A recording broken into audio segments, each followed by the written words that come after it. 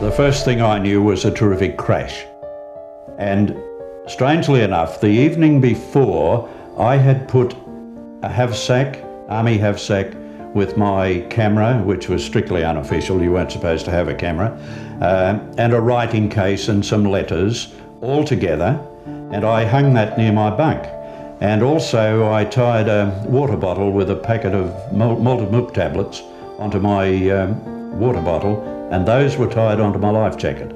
I had no reason, I just thought, well, they're there handy if I need them. Anyway, I woke up with a terrific crash, and there were flames all around the walls of the hold.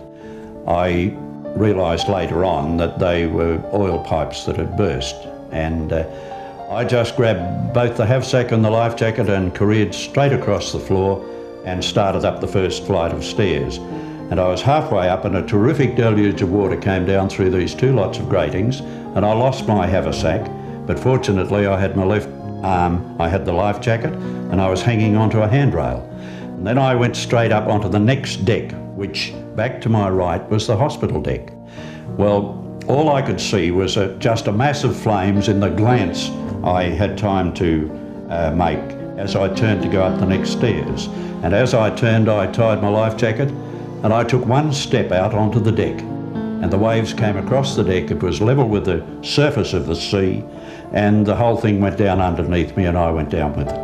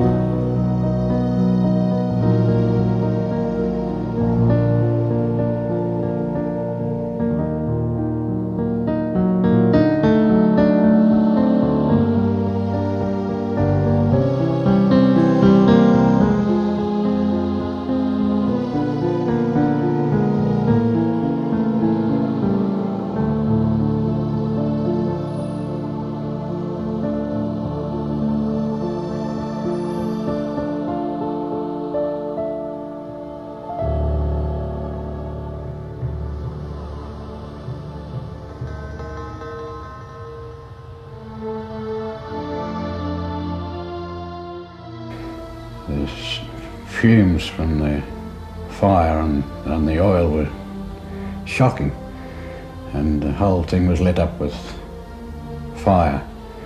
He made his way to the starboard side to his lifeboat, and I made my way to the port side.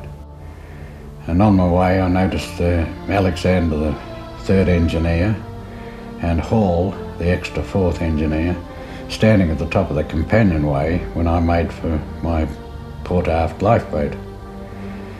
And on arrival it was quite evident that we didn't have time to get it away, because when I shone my torch forward, there was a wall of water raging down the boat deck, which pointed to the ship going down by the head, by the bow, and very fast.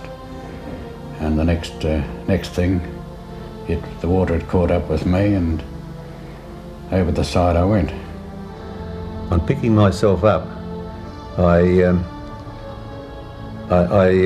something told me, said, "Mac, don't go back for your life belt," which was stored under the bunk. "Go for your life." And with that, I made straight through the second ward, passing through a very good friend of mine, Major Charles Thalander. He said, "Don't panic, Mac." That was the last I saw of him. And with that, I made my way straight out up the narrow companionway. And well, the ship at that stage was up like that. And we tried to release, another chap tried to release one of these Kylie floats, which is positioned on the side of the ship. But in the dark, we didn't know how to release it. We were never shown how to in any case. But strangely, nobody seemed to be frightened and nobody panicked. But there were some of the poor beggars that were up in the forward part, they were burnt to death. The ship caught fire, and when at the end of it, when I was looking at it going down, it was just like a red hot coal. And the poor beggars that were there, they were screaming going on and had no chance of escaping. But there was no panic at all. I don't know, I seemed to be underwater for a long while, but I swallowed what seemed to be gallons of fuel oil, and I struggled and kicked, and the next minute I started to rise, and I found myself up on the surface hanging onto one of these sections of hatch grating. And I suppose I probably owed my life to that, because they had floated off the hatches and that lifted me up.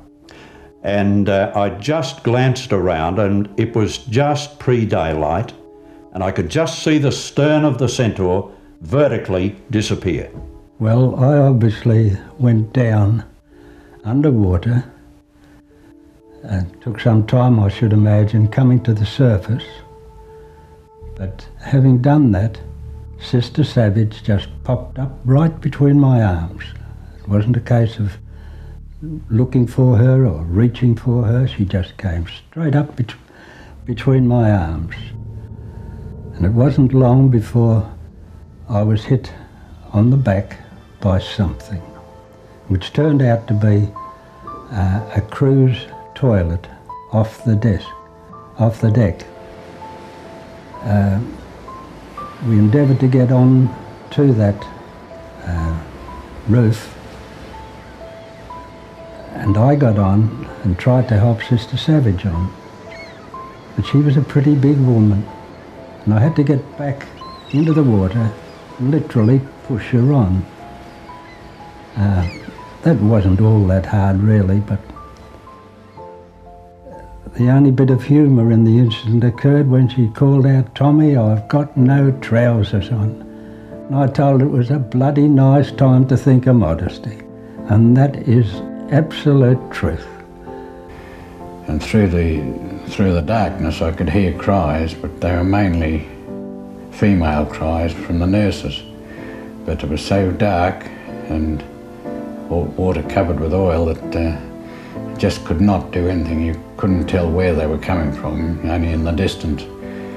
And by the early hours of the morning it was all dead quiet, so meaning to say that I'd either drifted away from the scene or they were all gone.